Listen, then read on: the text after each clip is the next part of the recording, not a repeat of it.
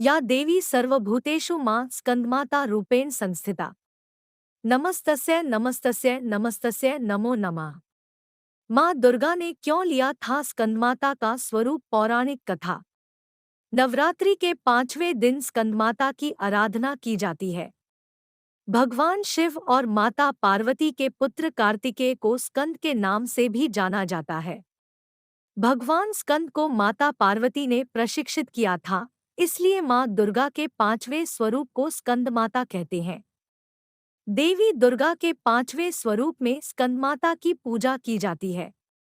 इन्हें अत्यंत दयालु माना जाता है। कहते हैं कि देवी दुर्गा का यह स्वरूप मातृत्व को परिभाषित करता है। इनकी 4 भुजाएं हैं। इनकी दाहिनी तरफ की ऊपर वाली भुजा में भगवान स्कंद गोद में है और दाहिनी तरफ की नीचे वाली भुजा में कमल पुष्प है। बाईं तरफ की ऊपरी भुजा वरमुद्रा में और नीचे वाली भुजा में भी कमल है। माता का वाहन शेर है। स्कंदमाता कमल के आसन पर भी विराजमान होती है, इसलिए इन्हें पद्मासना देवी भी कहा जाता है। मां स्कंदमाता को केले का भोग लगाएं। इसे प्रसाद के रूप में दान करें। मां को पूजन के दौरान 6 इलायची भी चढ़ाई जाती है। देवी पुराण के अनुसार मां स्कंदमाता का स्वरूप बहुत उज्ज्वल है। मां स्कंदमाता सूर्य की अधिष्ठात्री देवी है। माता स्कंदमाता पीले रंग के परिधान धारण करती है। यह रंग बुद्धिमता, श्रेष्ठता के साथ ही दैवीय ऊर्जा का भी प्रतीक है।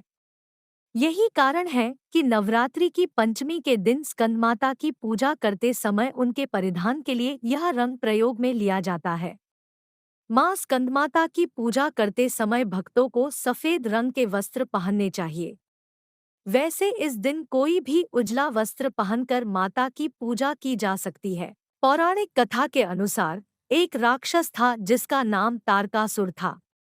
उसने ब्रह्मा जी को प्रसन्न करने के लिए कठोर तपस्या की। उसकी कठोर तपस्या देख ब्रह्मा जी बेहद प्रसन्न हो गए। उन्होंने प्रसन्न होकर तारकासुर को दर्शन दिए।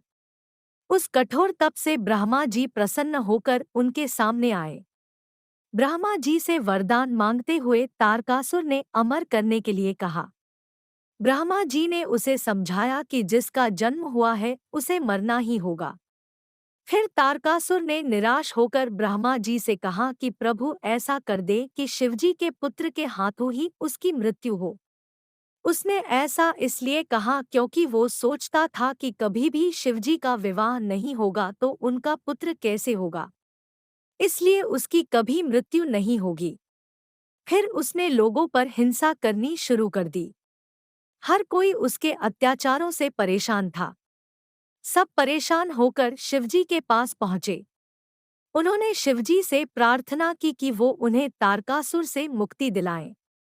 तब शिव ने पार्वती से विवाह किया और कार्तिकेय के पिता बने। बड़े होने के बाद कार्तिकेय ने तारकासुर का वध किया। स्कंदमाता कार्तिकेय की माता है। स्कंदमाता को इन नामों से भी जाना जाता है। स्कंदमाता हिमालय की पुत्री पार्वती है। इन्हें माहेश्वरी और गौरी के नाम से भी जाना जाता है। परतराज हिमालय की पुत्री होने के कारण पार्वती कही जाती है। इसके अलावा महादेव की पत्नी होने के कारण इन्हें माहेश्वरी नाम दिया गया और अपने गौर वर्ण के कारण गौरी कही जाती है।